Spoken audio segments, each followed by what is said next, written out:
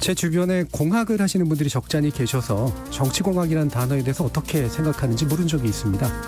그 단어에 담긴 뉘앙스나 쓰이는 맥락이 부정적이어서 그런지 역시나 대단히 불쾌하다는 반응이 대부분이었는데요.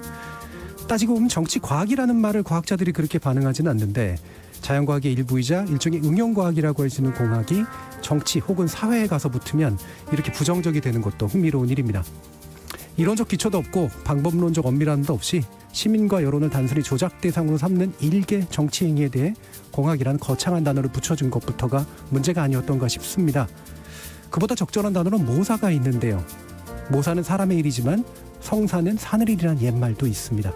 예부터 좋은 정치는 민심이 곧 천심이었던 전제도 있고요. 지금까지 KBS 열린 토론 정준이었습니다.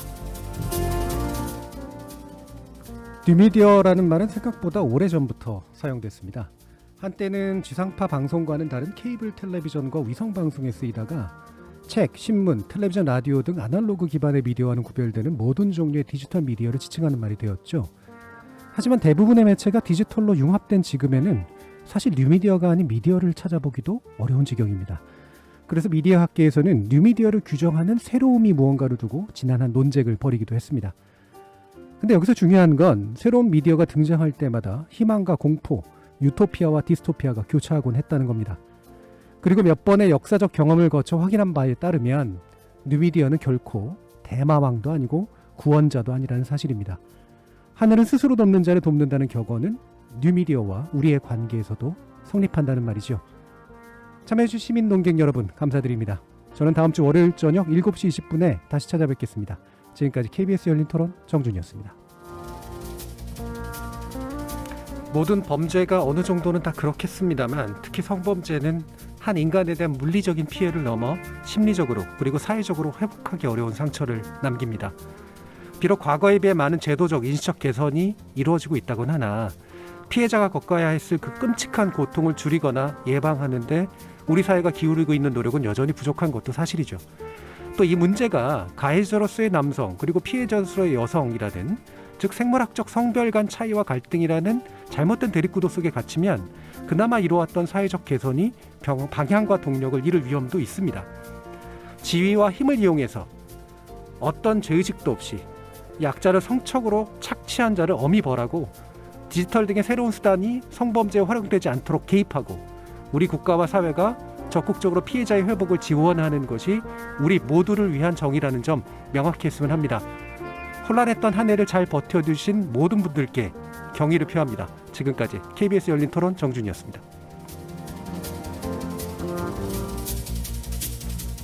정부 대책이 나올 거라는 예상이 있을 때 한 번, 정부 대책이 나왔을 때 또 한 번, 그에 관련된 시장 반응과 이런저런 논란이 제기될 때 또 한 번, 그리고 이런 사이클의 반복. 이렇게 하다 보니 올 한 해 참 많은 수의 부동산 관련 토론을 했습니다. 게다가 정치 이슈 토론을 할 때도 부동산 정책 문제가 거론되고 다른 경제 이슈 토론할 때도 아파트 문제가 나오고 심지어 청년 문제나 코로나19 관련 논의를 할 때에도 부동산 이슈가 끼어들었습니다. 모든 토론이 부동산 토론이 되고 그런 토론의 횟수만큼 주거 문제 해결에 실마리가 잡혔는지는 잘 모르겠습니다. 적절한 비유인지 모르겠습니다만 다채로운 주제로 소소하거나 멋스러운 이야기를 나누기보다 아파트로 시작해서 주식으로 끝나는 중년의 술자리에 모두가 함께하고 있는 건 아닌가. 그런데 그 자리에조차 끼지 못하는 사람들은 또 어떨까. 지금까지 KBS 열린 토론 정준이었습니다. 우리 모두 코로나19의 날카로운 손톱을 피해가진 못했습니다. 다만 약간의 생채기만 남는 경우 또 깊숙이 우리의 살 속을 파고드는 경우가 있었을 뿐이죠. 카메룬의 비판적 이론가인 아킬 은벤베는 이른바 네크로폴리틱스, 우리말로 옮기면 죽음의 정치라는 개념을 제안한 바 있습니다. 무력으로 민중을 탄압했던 과거 국가의 단순 무식한 살인 정치와는 좀 다른데요. 현대 국가는 누가 어떻게 살고 누가 어떻게 죽을지를 지시하기 위해 자신에게 부여된 사회적 정치적 자원을 목적의식적으로 활용한다는 거죠. 코로나19와 같은 극단적 상황은 이런 죽음의 정치에 좀 더 능한 국가와 그렇지 못한 국가를 구별하게 했는데요.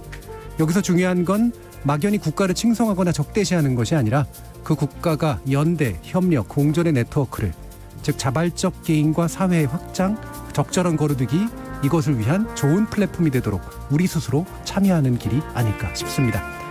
송년 특집 제1편 여기서 마치겠습니다. 지금까지 KBS 열린 토론 정준이었습니다.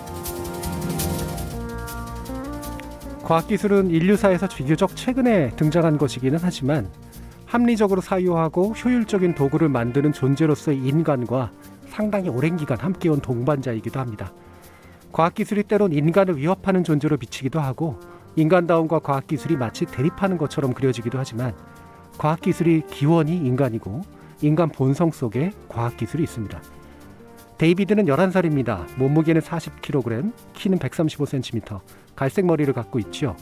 이 아이의 사랑은 진짜입니다. 하지만 이 아이는 진짜가 아니죠. 스티븐 스필버그 감독의 2001년 영화 AI 포스터에 나오는 말입니다. 백신, 인공지능, 그리고 가상현실 속 스타.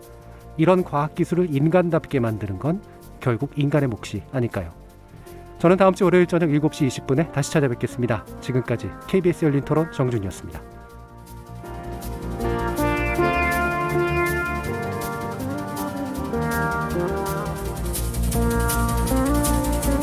산업자본주의를 가장 먼저 안착시킨 나라인 영국은 1830년대까지만 해도 아동노동의 심각한 폐해를 안고 있었는데요. 아이들의 작은 몸집은 올리버 트위스트 같은 굴뚝 청소부를, 그리고 아이들의 순진함은 조직적 저항 없는 통제를 가능하게 했기 때문이죠. 17명의 소녀들이 화재로 사망한 애킨슨 사건 이후에 9세 이하 아동의 고용을 금지한 1819년 공장법이 도입됐지만 법을 지키지 않는 사업주에 대한 처벌이 없었던 까닭에 더욱 강화된 1833년 공장법이 등장할 때까지는 여전히 아이들이 죽고 착취당했습니다. 이 덕분에 아동 인권이 보호된 건 물론이고 영국의 교육 수준과 국력이 크게 신장되는 부수 효과까지 얻었다고 후대의 역사가들은 평가합니다. 중대재해기업처벌법, 아마도 2020년의 한국 현실에선 기대와 우려가 각기 나름의 이유를 가질 겁니다. 그렇다면 잠시 시선을 돌려 100년 뒤 역사가들의 눈으로 오늘을 살펴보는 건 어떨까요? 지금까지 KBS 열린 토론 정준이었습니다. 주요 공직자에 대한 인사청문회를 국회에 맡긴 건 국민의 대표인 대통령이 선임한 인사를 또 다른 국민의 대표들인 국회의원들이 검증케 함으로써 가능한 다수 국민의 의지를 반영하라는 뜻이겠지요. 그간의 인사청문회 자리가 검증보다는 흠잡기나 편들기, 인사권에 대한 제대로 된 견제보다는 흠집내기 혹은 옹호하기라는 대리전에 가까운 양상을 보여온 게 사실입니다. 그나마 이번에는 좀 더 지적할 문제들이 부각되고 있는 건 사실이긴 합니다만 이게 인사청문회 본연의 기능을 살리기 위한 노력인지 아니면 더 효과적인 정쟁의 소재가 다른 곳에 있어서인지 의심 반 기대 반의 눈으로 지켜봐야 하지 않을까 싶습니다. 지금까지 KBS 열린 토론 정준이었습니다. 코로나19는 함께 모여 사는 사회적 존재로서의 우리에게 참으로 잔혹하기 그지없는 감염병입니다. 함께 살기 위해 서로 떨어져야 하는 고통스러운 역설을 강요하죠. 전국적으로 5인 이상 사적 모임을 금지하는 이번 정부 조치는 우리 국민들에게 또 한 번의 강력한 협조를 청한 셈입니다. 이번 연말연시 제발 그렇게 붙어서 이상한 걸로 다투지들 말고 멀찍이 떨어져서 냉정하게 자신의 티끌부터 들여다보는 시간 가졌으면 합니다. 물론 정작 이 말을 들어야 될 사람은 안 듣고 안 들어도 될 분들만 열심히 들어서 문제지만 말이죠. 지금까지 KBS 열린 토론 정준이었습니다. 온갖 미사여구를 다 제하고 나면 솔직히 공직은 타인에 군림할 수 있는 지위로서 추구되는 것인지도 모릅니다. 지위에 부여된 권력과 자원 속에는 본인과 지지자를 끌어들일 만한 마력이 있기 때문이죠. 하지만 현실이 냉정히 그렇다고 해서 공직에 나선 사람이 모두 이기적인 이유로만 지위를 쫓는 건 아니라고 생각합니다. 누군가의 불만 그리고 또 누군가의 꿈이 결집되고 해소되고 실현되리란 희망은 말 그대로 공적인 거니까요. 사인의 몸으로 공인이 되기 위해서 이 서로 다른 욕망들을 공적으로 통합해 주었으면 좋겠습니다. 지금까지 KBS 열린 토론 정준이었습니다.